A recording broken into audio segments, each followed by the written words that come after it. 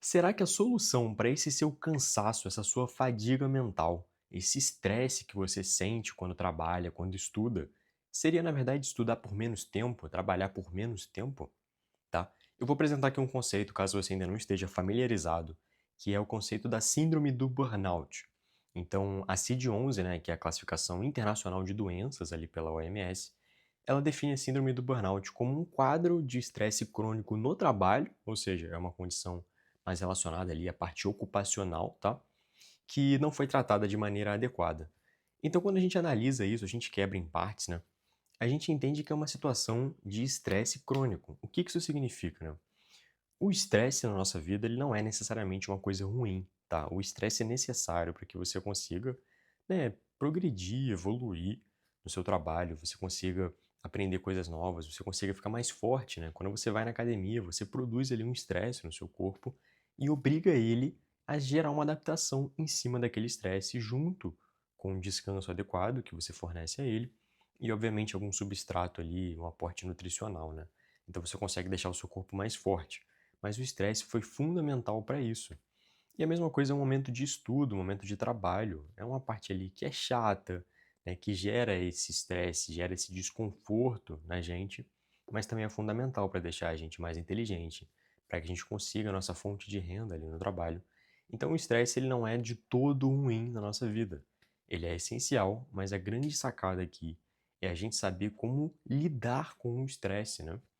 Então, eu vou colocar aqui o que é, na minha opinião, e de outras pessoas com quem eu li, assisti podcasts, entrevistas e tudo mais de áreas diferentes, né? Desde psicólogos, psiquiatras, especialistas em produtividade, estudo. Eu vou citar bastante aqui o Cal Newport, por exemplo, para a gente entender quais são essas principais causas desse estresse crônico no trabalho. E aqui a gente vai entender também o estudo como uma espécie de trabalho e como a gente pode fazer para evitar chegar nessa zona, atingir, né, esse estado ali de manutenção daquele estresse para a gente acabar, né, depois com o tempo podendo desenvolver uma síndrome de burnout. Então, como a gente faz para evitar que isso aconteça?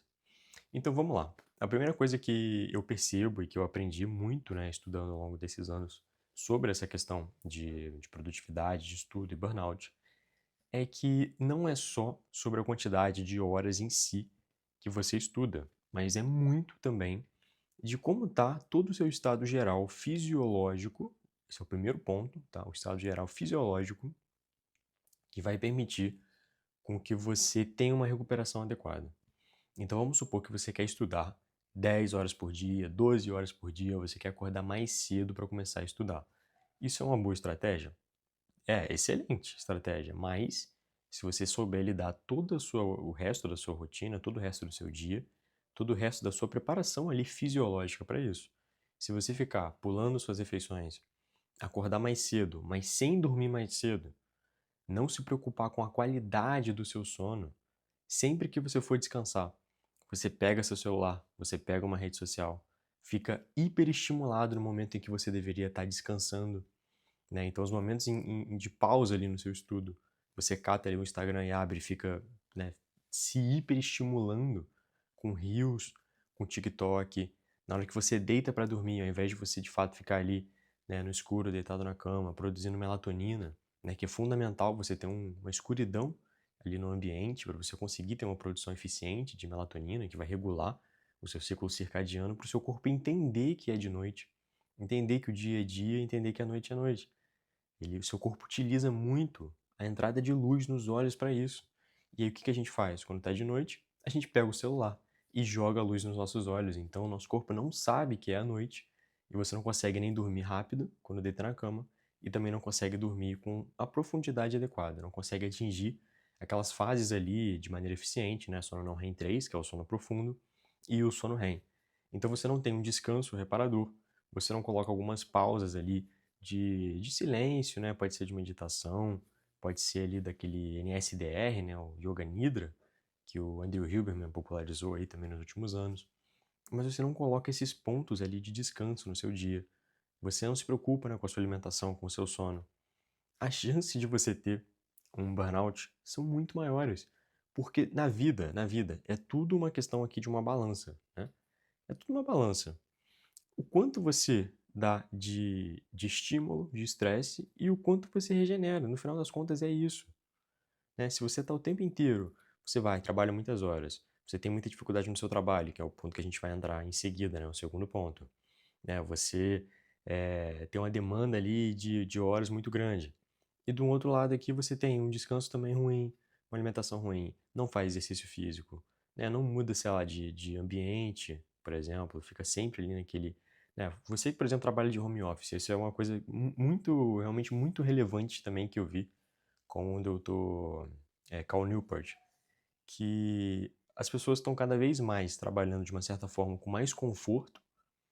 Então, se você fizer pesquisas de satisfação no trabalho, você percebe que as pessoas que fazem home office, elas relatam ter mais uma condição mais confortável, né, de trabalhar de casa, mas ao mesmo tempo os índices de burnout seguem cada vez maiores, né? E é curioso quando a gente percebe isso, porque de uma certa forma, claro, você tem essa comodidade de não ter que, por exemplo, acordar um pouco mais cedo, para você ter o processo ali de deslocamento, né, até o seu local de trabalho. Então você pode acordar um pouquinho mais tarde, dormir mais, né? Teoricamente você vai ter o conforto ali de casa, mas por outro lado você tem também uma zona cinzenta ali de quando é o momento de trabalho, quando é o momento de lazer, o que que é o ambiente de casa, o que que é o ambiente de trabalho. Acaba que tudo vira uma coisa só.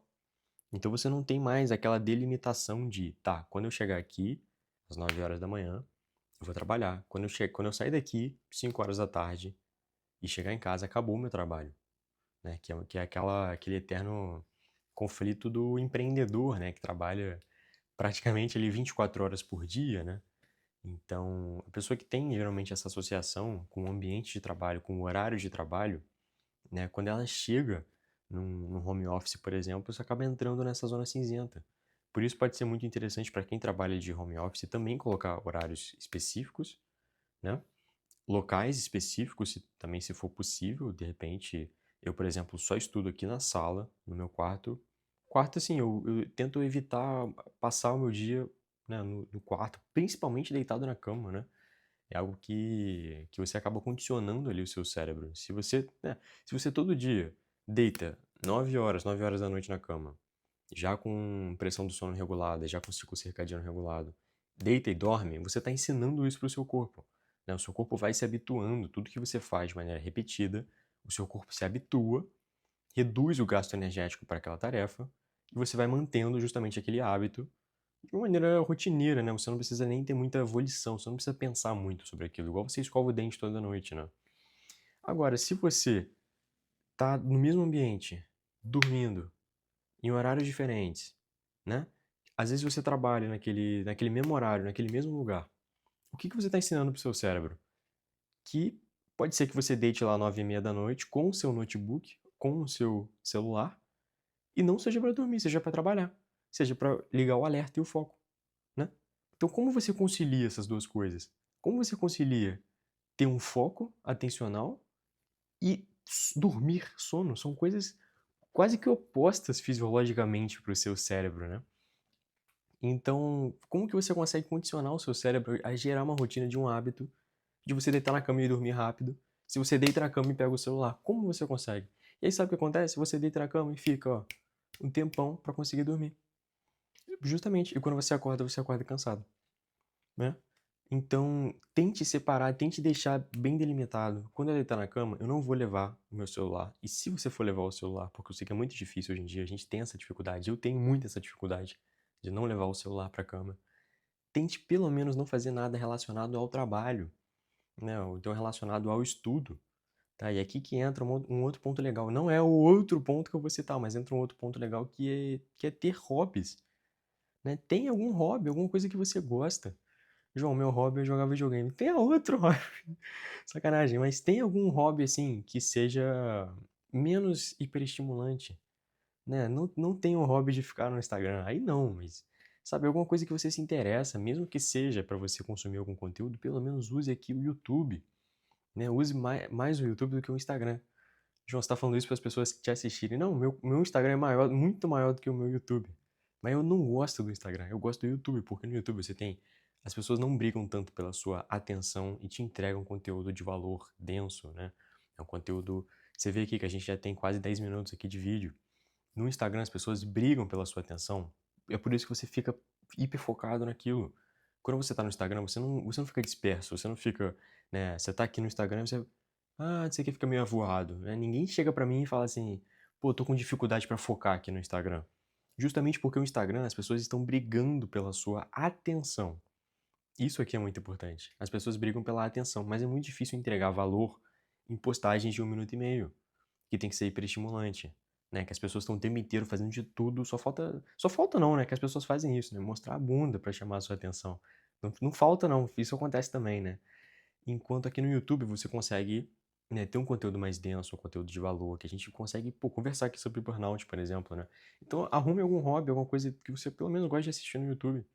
Tá, fica essa indicação, óbvio. O ideal seria um hobby, né, de você fazer alguma coisa mais manual, sei lá, cozinhar. Mas, pô, se você gosta de, por exemplo, assistir o MasterChef, sei lá, na sua televisão, ou no YouTube, por exemplo, é muito melhor do que você abrir o seu Reels e ficar passando o Reels, passando o TikTok. Mas é muito melhor mesmo. Então tem algum tipo de hobby, de preferência, menos estimulante possível. E a gente entra também agora no outro ponto que eu queria citar, depois a gente já ter navegado, né, por vários outros pontos diferentes, questão de home office, questão de hobbies, né, essa questão que eu falei sobre a questão fisiológica de descanso adequado, sono, exercício, alimentação e tudo mais. A gente entra então no segundo ponto, que é uma das coisas que mais causa burnout não é necessariamente só a quantidade de trabalho que você faz, mas como é a sua relação com aquele trabalho. Óbvio, tudo que eu citei aqui tem a ver com relação com o trabalho, né? Isso do home office e tudo mais tem a ver com relação com o trabalho. Mas aqui eu digo no sentido de, se você tem domínio sobre aquela habilidade, se você gosta daquela habilidade, e geralmente essas duas coisas estão muito associadas, né? Geralmente, se você tem domínio, você passa a gostar mais daquilo, de exercer mais aquilo, e se você gosta, você tende a gerar mais domínio, ou pelo menos a ter mais motivação para aprender mais sobre aquela tarefa que você está desempenhando. Então entenda que a sua relação com o seu trabalho, com o seu estudo, é fundamental para você conseguir ter uma relação melhor com ele. Quanto mais você se especializar no seu trabalho, na sua função, né? João, sou advogado. Quanto mais você estudar parte ali de direito civil, enfim, qual é a área que você advoga. Quanto mais você for, né, João, sou médico. Quanto mais você entender a parte de fisiologia, a parte ali de atuação que você tem, a tendência é que você tenha menos um esforço assim, é, menos cansativo, né?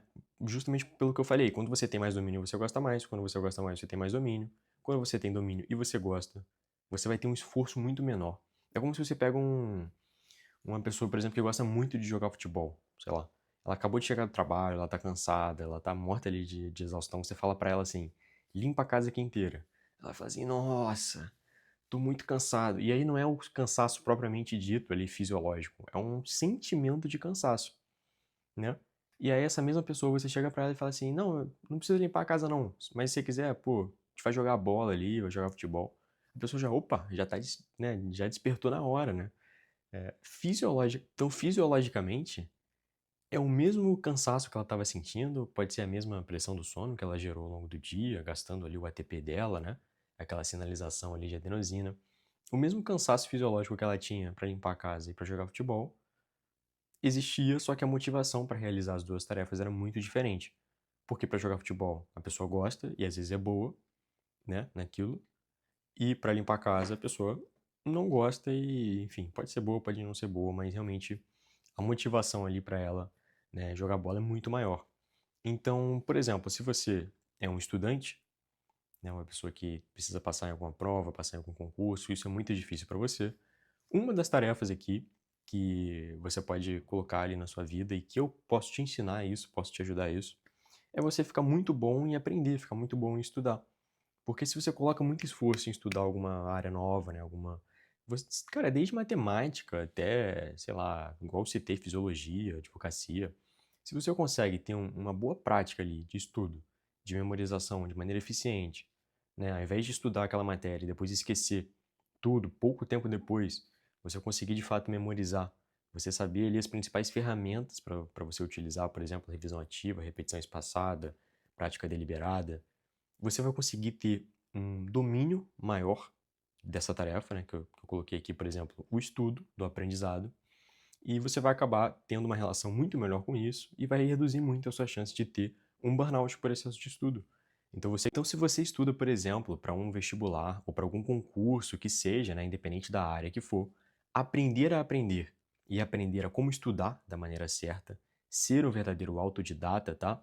Conseguir reter os conteúdos que você lê, os conteúdos que você assiste em aulas, por exemplo, vai melhorar muito a sua relação com esse processo ali de preparação para um concurso, para um vestibular, vai reduzir a sua ansiedade pré-prova, vai tornar todo o processo mais agradável, e eu posso te ensinar isso em apenas uma semana para você entender as principais ferramentas de ser um bom estudante, né, um bom aprendedor, uma pessoa que memoriza os conteúdos que lê e estuda, com apenas uma aula por dia, de 20 a 30 minutos, tá? E mais direto ao ponto possível.